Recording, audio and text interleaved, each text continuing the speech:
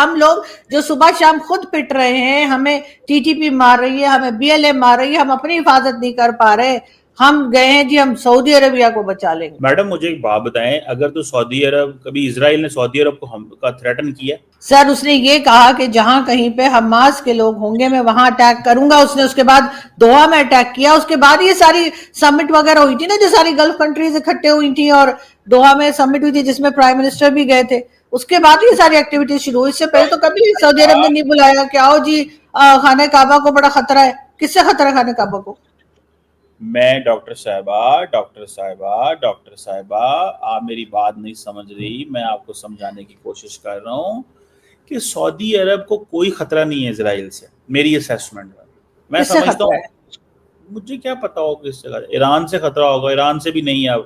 अब Saudi Arabia देखें, उसका तो विजन 2030, सऊदी अरेबिया की एक दुनिया के अंदर एक पोजीशन है, ठीक है। वो एक एक रिस्पेक्ट है सऊदी अरेबिया की, because of the holy sites there. हमने जो डिफेंस हम उनको देना है वो किससे बचाना है सऊदी अरेबिया को?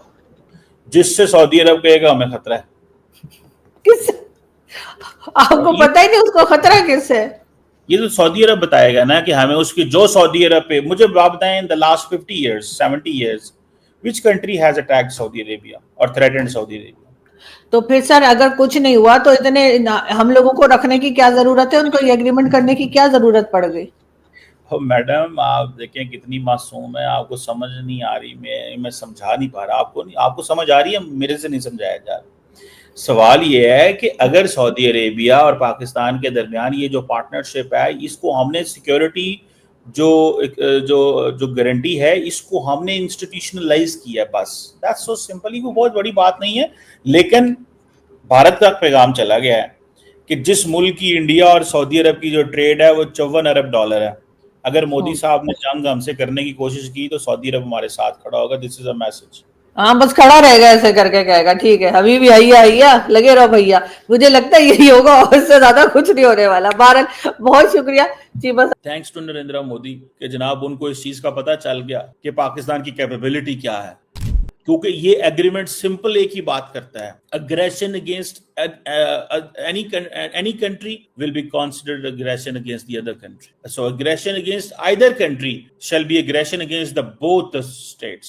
अब हमारे लिए बहुत सारी चीजें ओपन अप हो गई हैं, ये याद रखिएगा, हमारे दोस्तों को समझना चाहिए। अब इंडिया क्या कर रहा था? इंडिया ने इजराइल के साथ ताल्लुकात को बहुत ऊपर ले गया, जो इसका एक आइडियोलॉजिकल रिलेशनशिप है। गल्फ रूलर्स के साथ बड़ी जफियां डाली और पाकिस्तान को आइसोलेट किया। और but now situation has change. अब सिचुएशन चेंज हो गई है। अब जो अरब नेशंस हैं, they do believe that India is more closer with Israel. India ने अपनी सारी पॉलिसी अमेरिका को देख के बनाई, because as the American wanted कि इंडिया को इजराइल के करीब होना चाहिए। As they realise that this जो आया था I2U2 आया था, इंडिया, इजराइल, यूएई, अमेरिका, वो समझते हैं कि हमें तो इस डायरेक्शन में जाना है, हमारी तो डायरेक्शन इजराइल है और हमारी डायरेक्शन अमेरिका है। Now things are different, completely different. आप सिनेरियो से देख सकते हैं इसको, बिल्कुल डिफरेंट सिनेरियो से इसको देख सकते हैं, एंड यू विल सी कि हाँ जी ये चीज है।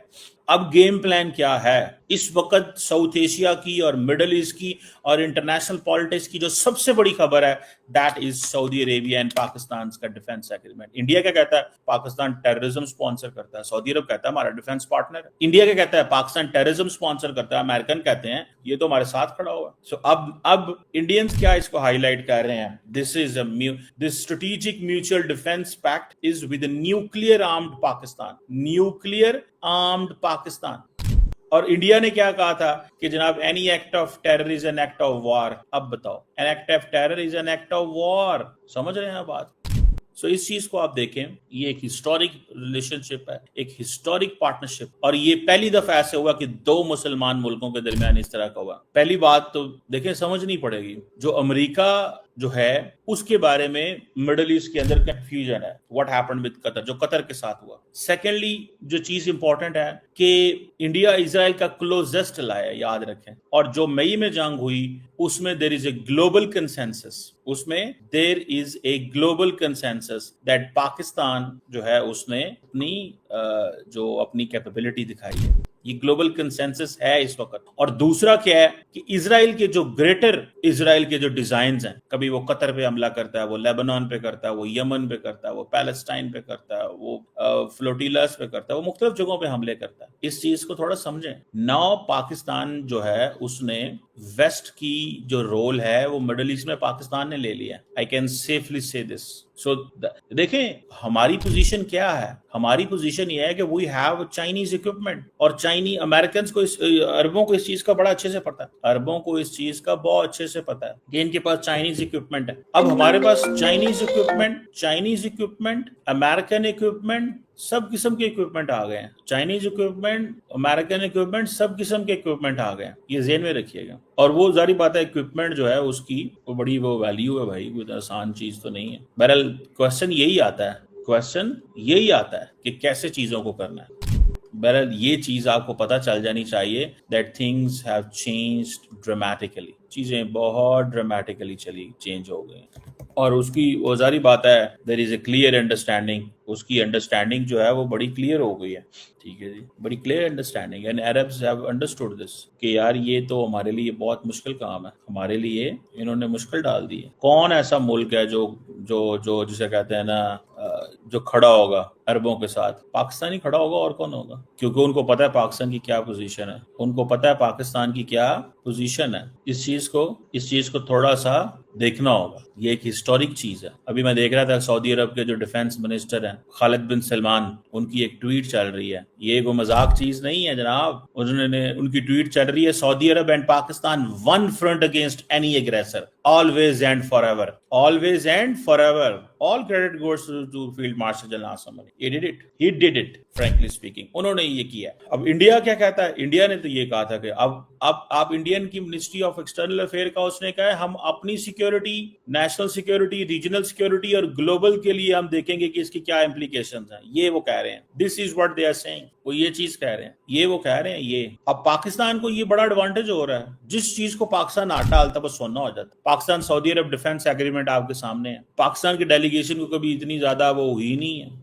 अरब दुनिया में तो रिसीव नहीं किया जाता था क्योंकि वो सारे इंडिया की तरफ चल पड़े थे। Everyone was rushing towards India, everyone, सारे चल पड़े थे वहां पे। इंडिया इजराइल के करीब हो गया। इंडिया इसको स्ट्रेटेजिक ऑटोनॉमी कह रहा था and the Arabs felt insecure with this India's relationship with Israel. Economy, बड़ी ट्रेड होना, अवाम ज्यादा है, वो एक लॉन्ग टर्म चीज है। लेकिन but when it comes to defence and security, India will not stand with anyone. And frankly speaking, India तो अपने इंटरेस्ट के अलावा किसी से कोई बात नहीं करता।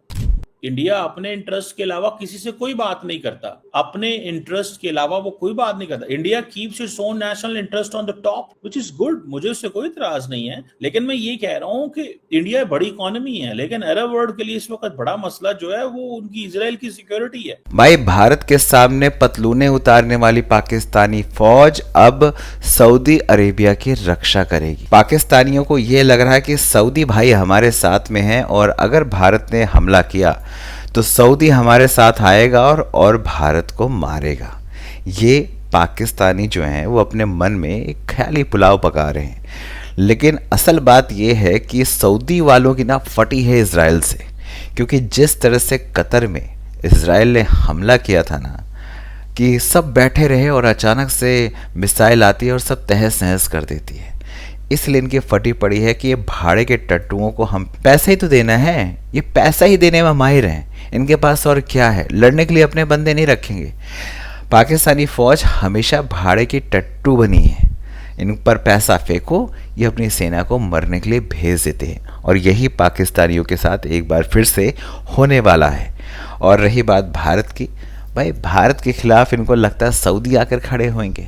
जो तुमको पैसा देकर हायर कर रहे हैं वो तुम्हारे साथ क्या खड़े रहेंगे भाई? ये चीमा समझ रहा है लेकिन बेचारा मजबूर है। कहाँ से मजबूर है भगवान जाने। तमगा लेना होता है ना इसको ISI वालों से, इसीलिए ये सच को कबूल नहीं कर रहा है। आप क्या कहते हैं कमेंट करके बताएं। चैनल पर अगर नए हैं तो चैनल को सब्सक्राइब करें, इस वीडियो को लाइक करें और शेयर करें। जय हिंद, जय भारत।